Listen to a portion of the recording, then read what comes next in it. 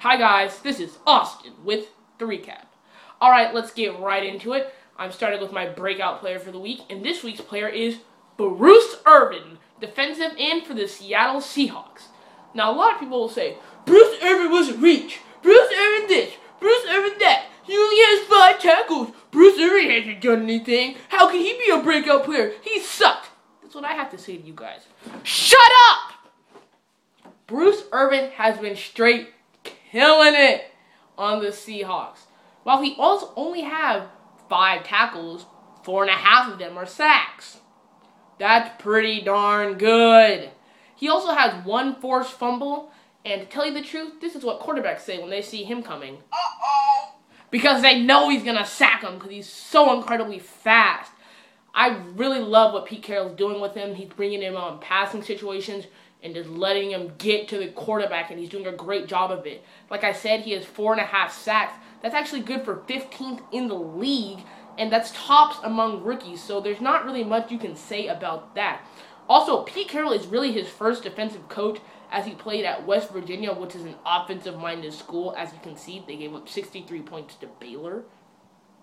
So you can't really give him anything for taking a little while to develop, but he's been really good. And at West Virginia, he had 22.5 sacks. And this year for the Seattle Seahawks, I would not be surprised to see him finish the year with 12 to 14 sacks because he's been that good. The other thing that was going to really help him out is Chris Clemons on the other side. Chris Clemons has been a beast, and because of that, Bruce Irvin gets a ton of one-on-ones, and so he can just get to the quarterback and just punch him in the face and drop him to the ground. Alright, on to my upset game of the week. This week I'm picking BYU over Oregon State in college football. Oregon State's currently the number 10 team in the country, and I don't really know why. I know they're 4-0, but Oregon State, in my opinion, is so overrated. They're just not good, in my opinion.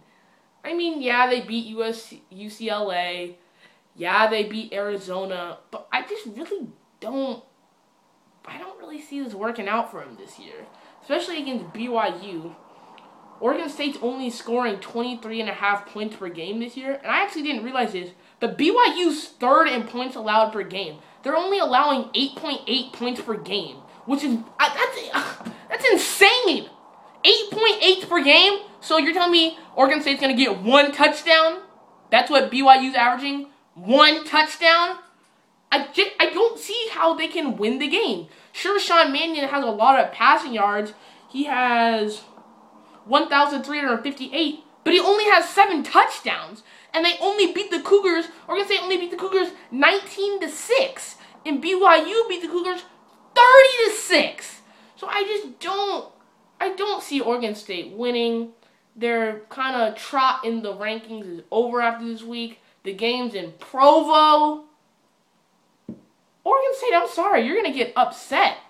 It's going to happen. It's about time because I'm tired of Oregon State being a top 10 team. Alright, now on to my main topic, and it's why I think the Seattle Seahawks have the best defense in the league. Now, let me start with my overlying topic, which I think is the most important in this argument. Yes, the 49ers defense is incredible.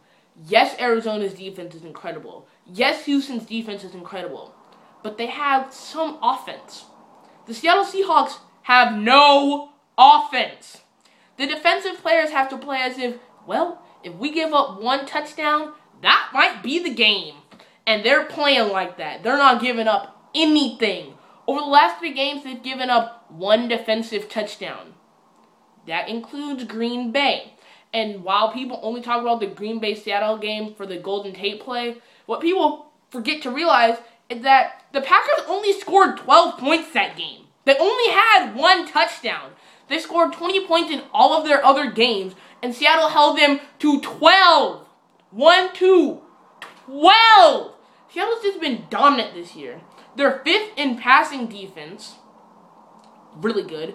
3rd in rushing defense. They're allowing 66 yards a game. Are you serious? 2nd in scoring defense, only allowing 14 points a game, 70 points total, and 7 of those you can't even count because Russell Wilson threw a pick 6. They're They've only allowed 6 total touchdowns, but like I said, Russell Wilson threw a pick 6. And they're number 1 in total defense, only allowing 258.6 yards per game. The Seahawks defense has been dominant. They're shutting down everybody. I think everybody needs to watch the Seattle Seahawks versus the New England Patriots this weekend on CBS. Because I don't think New England's going to win that game. It's in Seattle. And like I said, the Seahawks defense is so good. And part of the reason is their safeties can shut down anybody. They're out there on an island all game long. They did it against Green Bay. They're going to do it against New England. So they're going to get this W, and they're going to show that they are the best defense in the league. All right, on to my Gold Star and Dunce Award. First, for my Gold Star.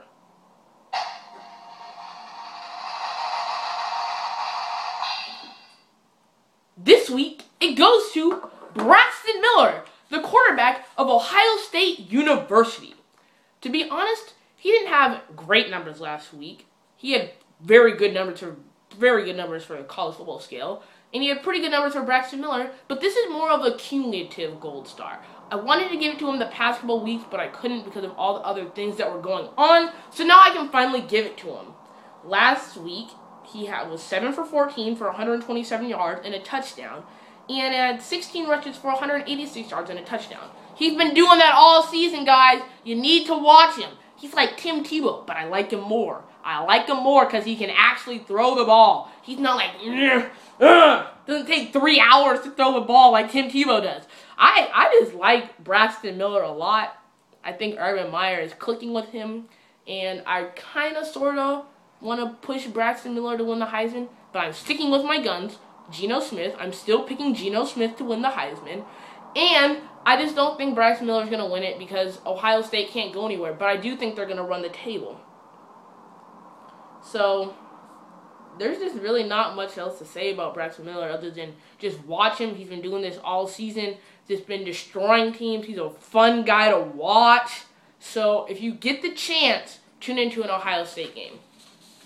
Alright, now on to my Dunce Award for the week. This week, it goes to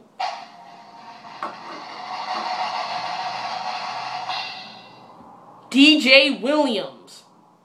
Now, most of you are probably wondering, who in the world is DJ Williams? I didn't know who he was either until this past week. DJ Williams is a linebacker in the NFL for the Denver Broncos. Now, what did he do to deserve this? No, he was not the guy that hit Matt Schaub so hard he lost the ear. He's the guy that failed a drug test and got a 6-game suspension. But here's how he failed the drug test. Instead of submitting human pee, he submitted animal pee. Animal pee to the drug test. I can just completely imagine the conversation with one of his friends going like this. Bro, I got a great idea. What? Well, you know how I've been using steroids to get big. Right. Well, if I take my drug test with my pee, I'll fail. Right. So what do you think you should do? Well, what I was thinking is that I should use animal pee. Right? That would make sense. The NFL would never be able to figure it out. They can't tell if it's human pee or animal pee. DJ Williams, I'm sorry. But they can, and they did. So until November 12th, the only pigskin you'll be seeing are these pork rinds. Oh, I forgot to add. He also got another 3-game suspension for driving while impaired. Denver, I think it might be time to cut ties with him because he just seems to be a problem. Alright guys, thanks for watching. Follow me, like my Facebook page, subscribe to my videos, and leave your comments, preferably questions, because I'll get back to them in the next video if you ask me for some questions. Alright, this was Austin with the recap.